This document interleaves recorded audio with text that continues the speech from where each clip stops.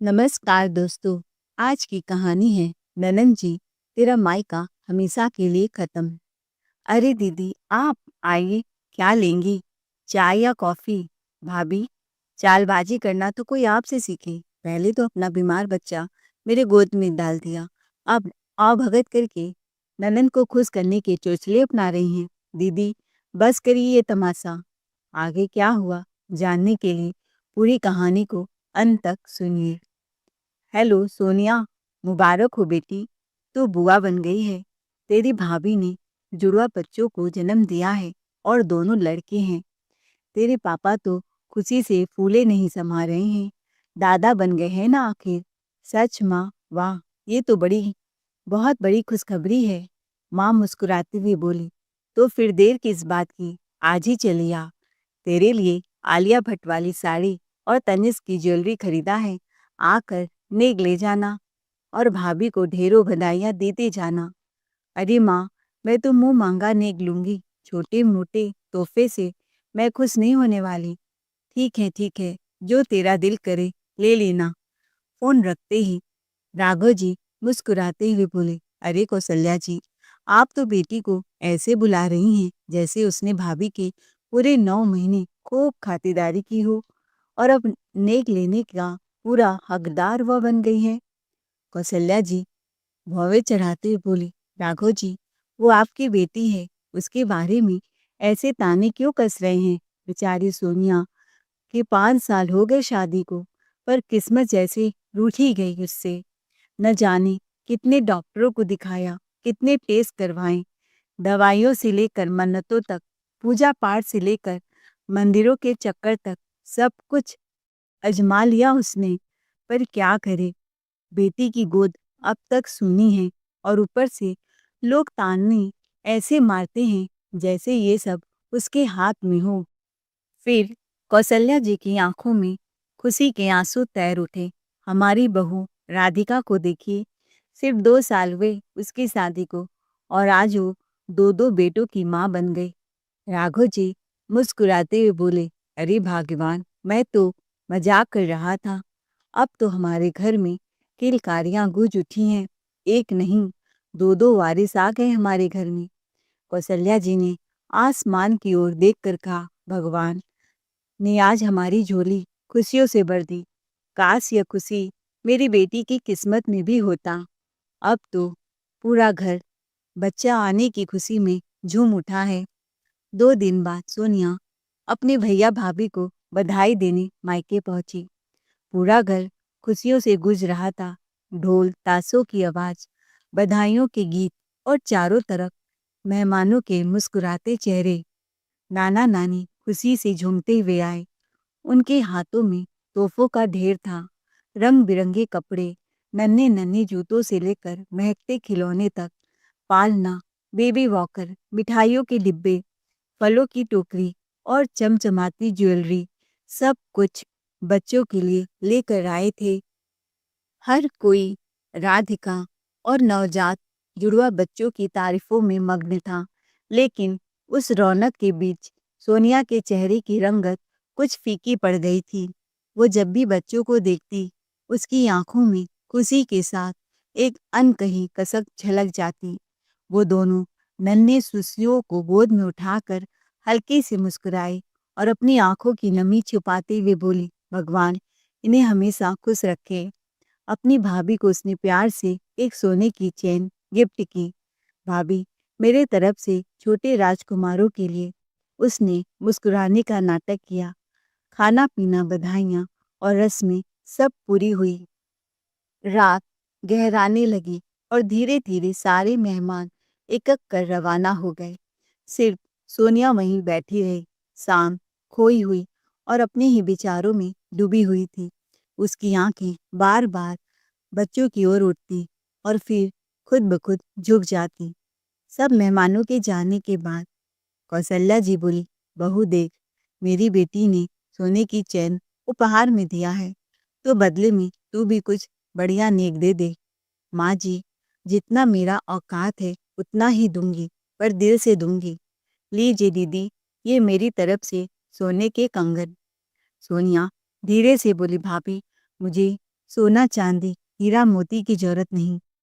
कौशल्या जी ने कहा, अरे बेटी, ये क्या कह रही है तू? इसे संभाल कर रख, इसकी कीमत तू क्या जाने। सोनिया बोली, माँ, आपने ही कहा था ना कि मैं जो भी मांगूंगी वो मुझे जरूर मिलेगा। कौशल्या जी मुस्कुराई, हाँ बेटी, जरूर मिलेगा। बोल, अब क्या मांगना है तुझे?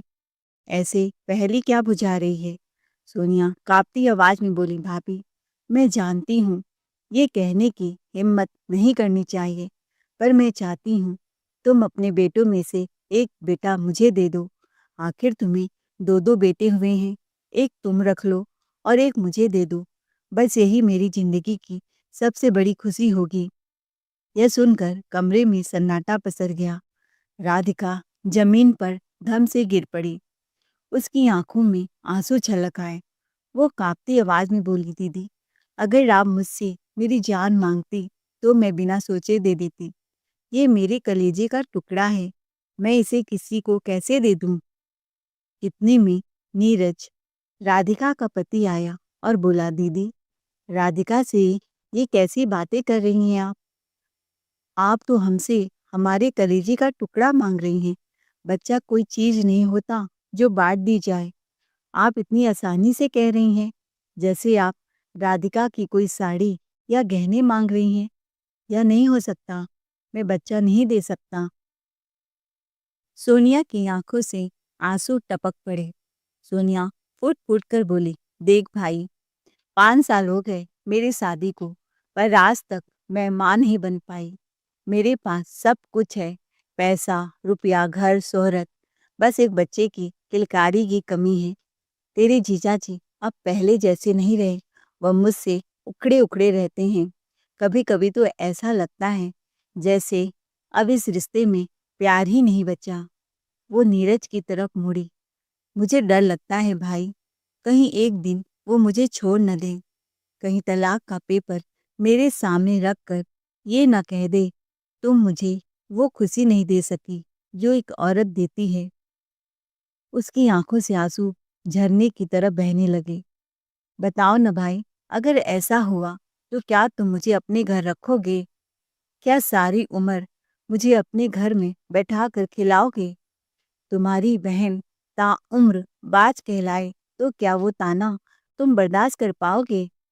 वो कौशल्या जी के पैरों में गिर गई। माँ, अब आप ही समझाओ ना नीरज को, वो अपने 2 बेटों में से एक मुझे दे दे। बस एक बेटा माँ कहने के लिए मिल जाए तो मेरी अधूरी जिंदगी पूरी हो जाएगी। राधिका, मैं तुम्हारे हाथ जोड़ती हूँ, तुम समझ सकती हो ना मेरी मजबूरी। दीदी, अगर आपको बच्चे की इतनी चाह है तो आप गोद क्यों नहीं ले लेती? कितने मासूम हैं जिनके पास माँ बाप नहीं। किसी एक की जिंदगी बदल जाएगी। सोनिया थोड़ा झल्ला कर बोली, गोद? मैं किसी गैर के बच्चे को गोद लूं? देख न भाई, ये तो मेरा प्यारा भतीजा है ना, ये मेरे अपने खून का है, मेरे ही घर का चिराग है। इससे मुझे अपनापन महसूस होता है। माँ बनने की अधूरी चाह थोड़ी तो पूरी हो जाती है इससे। मुझे किसी अनजान बच्चे से नहीं, बस अपने ही घर का बेटा मुझे माँ कहकर पुकारे, जिसमें मेरा भी खून, मेरा भी अंश जुड़ा रहे। भाभी, जरा सोचो, मैं कौन सा आपको आपके लाल से हमेशा के लिए दूर कर रही हूँ। जब भी मन करे मेरे घर चली आना, अपने बच्चे को सीने से लगा लेना, और मैं भी तो मायके आती जाती रहती हूँ। तुम उसे मामी बनकर दुलार दोगी तो क्या तुम्हारा प्यार कम हो जाएगा? कौशल्या जी भी बेटी का पक्ष लेते हुए बोली, क्या बात है राधिका, क्या तुझे मेरी बेटी की खुशी बर्दाश्त नहीं होती? अरे, तू भी तो औरत है, कम से कम एक औरत का दर्द तो समझ। 5 साल से मेरी बेटी गोद खाली लिए घूम रही है, हर रात आंसुओं में भीग जाती है, और तू कहती है बच्चा नहीं दूंगी। राधिका कुछ कहने ही वाली होती है, पर कौशल्या जी बीच में बोल पड़ती हैं, अरे, एक नहीं, तेरे 2-2 बच्चे हुए हैं। अगर एक बच्चा दे देगी तो क्या तेरा संसार उजड़ जाएगा? फिर से पैदा कर लेना दूसरा। कम से कम किसी की जिंदगी तो संवर जाएगी। तुझे इस नेक काम का बहुत पुण्य मिलेगा बहू। राधिका की आंखें भर आई। माँ जी, बच्चा कोई मिठाई नहीं है जो बांट दी जाए।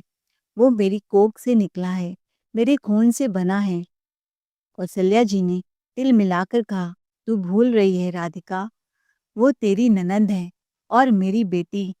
उसका गोद खाली देखकर मेरा भी दिल तड़पता है। मैं बस चाहती हूँ कि उसकी गोद भी हरी हो जाए, कोई उसे माँ कहकर पुकारे। राधिका की आंखों से अब आंसू बहने लगे। माँ जी, अगर आप एक औरत का दर्द समझती हैं तो ये भी समझिए कि एक माँ अपने बच्चे से कैसे जुदा हो सकती है। बहू, तेरी मर्जी के बिना कोई फैसला नहीं होगा। अगर दिल करे तो दे देना, वरना कोई जबरदस्ती नहीं है, राघव जी ने ऊंची आवाज में कहा। तो कौशल्या जी झल्लाते हुए बोले, अरे आप चुप रहिए जी, आप तो अपनी ही बेटी की खुशियों के दरवाजे पर ताला जड़ रहे हैं। अरे बेटा, कौन सा पराया घर जा रहा है, हमारी आंखों के सामने ही रहेगा, हमारे ही आंगन में ही खेलेगा, और फिर बुआ बनकर क्या वो उसे प्यार नहीं देगी? अरे यह तो स्नेह से उस पर अपनी जान छिड़क देगी। कौशल्या जी बोली, अरे बहू, मेरी बेटी के पास किसी चीज की कोई कमी नहीं है, तेरे बच्चे को राजकुमारों की तरह पालेगी। ठाट बाट, आराम, लाड दुलार सब कुछ मिलेगा। मेरी बेटी उसे बोझ नहीं समझेगी, बल्कि अपनी आंखों का तारा बनाकर सीने से लगाए रखेगी। खैर, सोनिया के बहते हुए आंसुओं और उसके दर्द भरे शब्दों से राधिका का दिल पिघल गया। उसने भारी मन से आंखों में तड़प और दिल में तूफान लिए अपने कलेजे के टुकड़ों को अपने से जुदा कर दिया। राधिका का हृदय रो पड़ा, पर सोनिया की मिन्नतों और गिड़गिड़ाहट के आगे वो हार गई। आखिरकार सोनिया अपनी भाभी की गोद से वह मासूम अपनी बाहों में उठा लाई, जैसे सारी दुनिया की खुशी उसी पल उसे मिल गई हो। शुरुआत में सोनिया ने उस बच्चे पर अपना सारा प्यार लुटा दिया। वो उसे एक पल के लिए भी अपनी आंखों से ओझल नहीं होने देती थी, मानो वो उसका अपना खून हो, उसकी सांसों का हिस्सा हो। धीरे धीरे पूरे घर में सोनिया की इज्जत बढ़ने लगी। सब उसे एक आदर्श माँ की तरह देखने लगे। जो पड़ोसी कभी उसे बाज कहकर ताना देते थे, आज वही उसकी तारीफ में पुल बांधते थे। यहाँ तक कि उसका पति भी अब उस पर गर्व करने लगा था। उसकी आंखों में सोनिया के लिए इज्जत, अपनापन, प्यार झलकने लगा था। और यूं ही प्यार और अपनापन में कब 8 महीने गुजर गए, किसी को पता नहीं चला। अब सोनिया जानबूझकर कभी कभी ही मायके का रुख करती, ताकि राधिका के मन में मोनू के प्रति लगाव धीरे धीरे कम हो जाए। वो सोचती, दूरी ही बेहतर है, जितना कम मिलेंगे उतना ही उसका दिल ठंडा पड़ जाएगा। पर राधिका तो अपने पहले बच्चे में ही पूरी तरह रम चुकी थी। दिन रात उसी की देखभाल में खोई रहती। राधिका का बच्चा हष्ट पुष्ट, देखने में गोल मटोल और हंसमुख था। कभी कभी उसकी नज़र अनायास अपनी दूसरी संतान को खोजती तो दिल कसक उठता, पर अगले ही पल खुद को दिलासा देती, चलो दीदी तो उसे मन से अपना चुकी हैं, प्यार भी खूब देती हैं। पर धीरे धीरे सोनिया की जिंदगी में एक और तूफान आने को था, ऐसा तूफान जो उसकी दुनिया ही बदल देने वाला था। उसका बेटा यानी भतीजा अब कुछ महीने में 1 साल का होने को था। इसी बीच सोनिया को अचानक तेज उल्टियाँ और चक्कर आने लगे। वो सोच भी नहीं सकती थी कि यह उसकी जिंदगी की सबसे बड़ी खुशखबरी बनने वाली है। अस्पताल में जांच कराई तो डॉक्टर ने बताया, बधाई हो, आप माँ बनने वाली हैं। सोनिया तो खुशी से झूम उठी, आंखों में चमक और होठों पर मुस्कान तैर गई, मानो उसे माँ बनने की दुआ उसकी कबूल हो गई हो। सोनिया ने अपनी खुशी की खबर अपने मायके वालों से छुपाए रखी। वो सोचती रही, अभी नहीं, सही वक्त आने पर बताऊंगी। पर धीरे धीरे उसका ध्यान उस बच्चे से हटने लगा जिसे कभी उसने अपनी जान से बढ़कर चाहा था। अब वह पहले जैसी ममता नहीं दिखा पाती थी। उसका मन, उसका ध्यान सब कहीं और खो गया था। जाड़े का मौसम था। मौसम के बदलते ही मासूम मोनू अक्सर बीमार पड़ने लगा। एक दिन वो टॉयलेट कर बिस्तर पर भी बहुत देर तक पड़ा रहा और सोनिया ने लापरवाही में उस पर ध्यान न दिया। अक्सर वह आए दिन गीले में पड़ा रहता, पर सोनिया खर्राटे भरकर सोती। उसे ठंड लगने से बुखार हो गया। सोनिया जब मोनू को डॉक्टर के पास लेकर पहुंची तो बच्चे की हालत देखकर डॉक्टर चौंक गए। बुखार 104 डिग्री है। पूरी रात वो मासूम तपीस में तड़पता रहा, बिस्तर पर कराहता रहा। डॉक्टर ने रिपोर्ट देखते ही गुस्से में फाइल मेज पर पटक दी। कैसी माँ है आप? डॉक्टर की आवाज गूंज उठी। इतना तेज बुखार था बच्चे को और आपने ठंडे पानी की पट्टी तक नहीं रखी। थोड़ा भी ध्यान देती तो ये हालत न होती। अब देखिए, बुखार दिमाग पर चढ़ गया है। अरे, आपके बच्चे को ब्रेन फीवर हो गया है। इसके दिमाग की झिल्ली में सूजन आ गया है। हम अपनी कोशिश करते हैं, बाकी सब भगवान के हाथ में है। बहुत लापरवाही की है आपने, बहुत। सोनिया सिर झुकाए सब सुन रही थी। डॉक्टर ने दवाई दी। बुखार तो धीरे धीरे उतर गया, पर हंसता मुस्कुराता बच्चा एकदम शांत सा हो गया। अब मोनू बस एक टकी लगाकर दीवारों को ताकता रहता था। न हंसता, न खेलता, न किसी को पहचानता। घर का हर कोना उसकी खामोशी से भर गया और सोनिया की एक गलती ने सब कुछ बदल कर रख दिया। अब सोनिया की जिंदगी मोनू की देखभाल तक सिमट कर रह गई थी। मोनू न ठीक से खाता न पीता, हर समय उसे मोनू के इर्द गिर्द लगना पड़ता। वह खुद माँ बनने वाली थी, पर बीमार बच्चे की वजह से वो अपना ध्यान नहीं रख पाती थी। दिन रात उस बच्चे की जिम्मेदारी ने उसे थका दिया था, तन से भी मन से भी। धीरे धीरे उसकी ममता में झुंझलाहट आने लगी। अब वो वही सोनिया नहीं रही जो मोनू को आंखों का तारा कहती थी। उसे अब अपना भतीजा, जिसे कभी बेटा कहा था, एक बोझ सा लगने लगा था। अब उससे अब छुटकारा पाना चाहती थी। इसकी वजह से न वो पार्टी में मौज मस्ती कर पाती, न घूमने जा पाती, न कोई शॉपिंग कर पाती। कुछ ही दिन बीते थे, उसी बीच सोनिया का फोन बज उठा। स्क्रीन पर भाभी राधिका लिखा था। राधिका की आवाज आई, हेलो दीदी, क्या बात है? 2-3 महीने हो गए, आप मायके नहीं आई। कोई नाराजगी तो नहीं?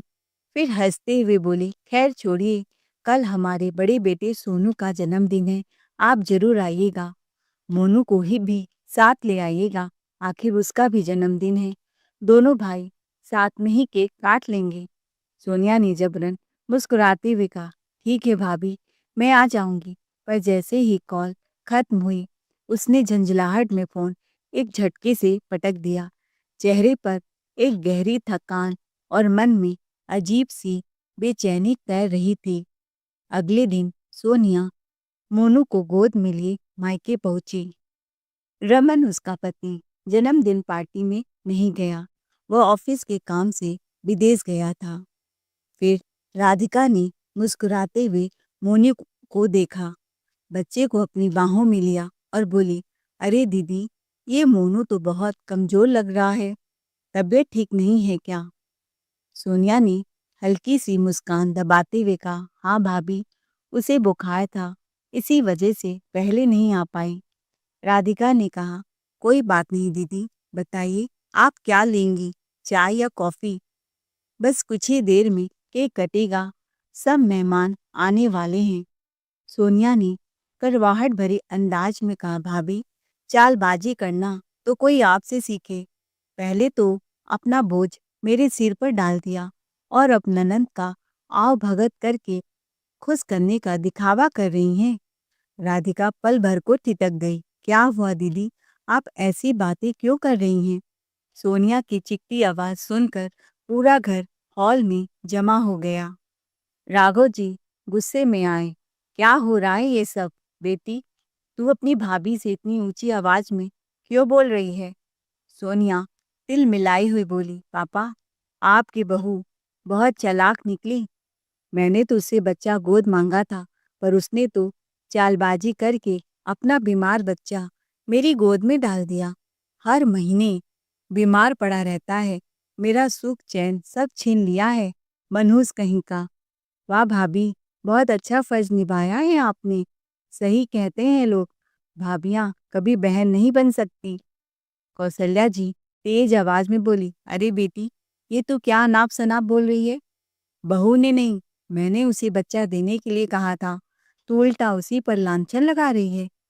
राघव जी ने कहा, कौशल्या, ये सब तेरे ही लाड का नतीजा है। तेरी लाडली बेटी आज हमारी बहू पर झूठे इल्जाम लगा रही है। शर्म आनी चाहिए इसे। माँ बनने का मतलब ही भूल गई। राघव जी आगे गुस्से से बोले, तेरी इसी जहरीली जुबान और कर्मों की सजा है कि आज तक तू माँ नहीं बन पाई। सोनिया, ये ऊपर वाले का न्याय है। सोनिया की आंखें आंसुओं से भर आई, पर उसने भी तिल मिलाकर जवाब दिया, पापा, अपनी बद्दुआ अपने पास रखिए, क्योंकि आज मैं आपको बताना चाहती हूँ, मैं भी माँ बनने वाली हूँ। यह सुनकर घर के सभी सदस्य सन्न रह गए।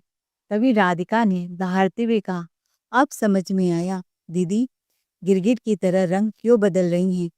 क्या मतलब है भाभी तुम्हारा? दीदी, आपके तेवर अचानक कैसे बदल गए? आप माँ बनने वाली हैं, इसीलिए मेरा बच्चा आपको बोझ लगने लगा है ना?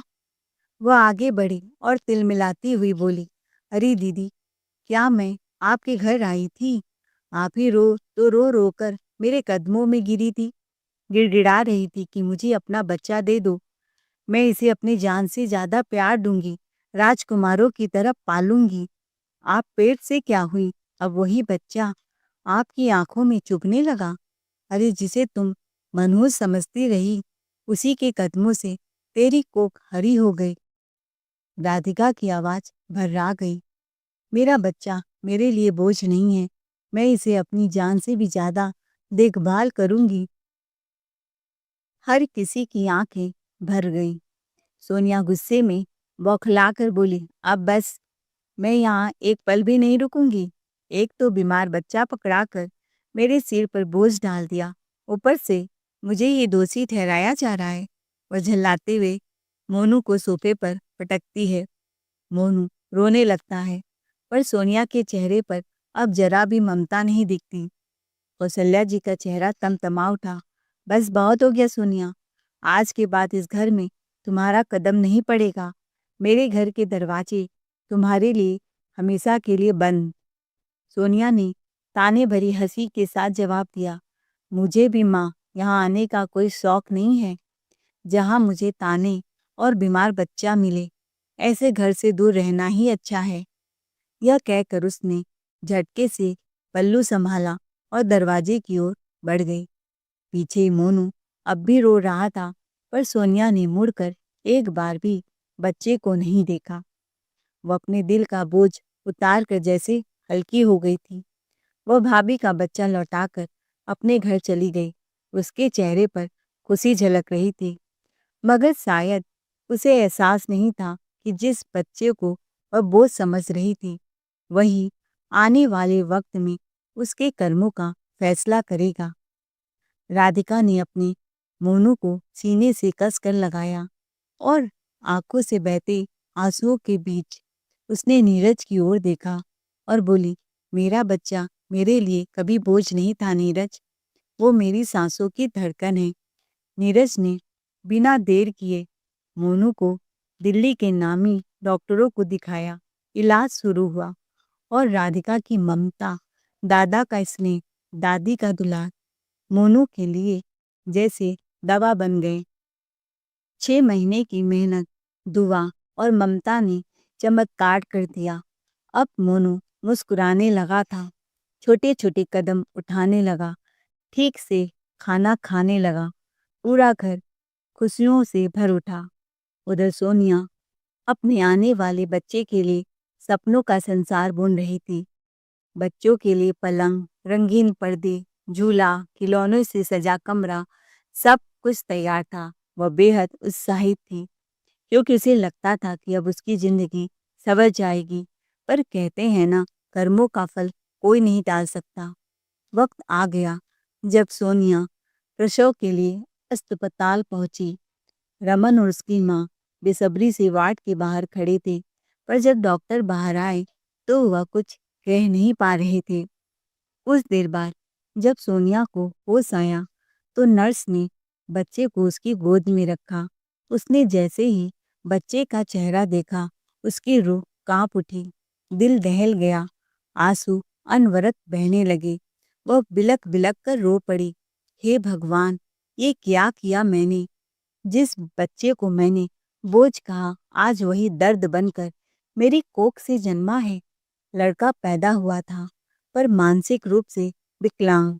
उसके सिर का आकार असामान्य रूप से बड़ा था और शरीर कमजोर था, आंखें तिरछी थी।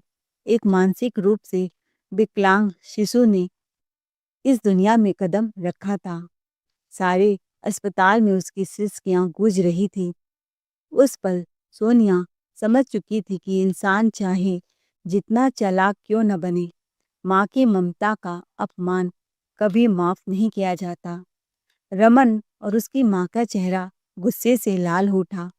जैसे ही डॉक्टर ने बच्चे की हालत बताई, दोनों के पांव तले जमीन खिसक गई। सास ने ताना कसते हुए कहा, तेरे कर्मों का फल है ये। जिस बच्चे को तूने ठुकराया था, भगवान ने वही दर्द तेरी कोख में भर दिया।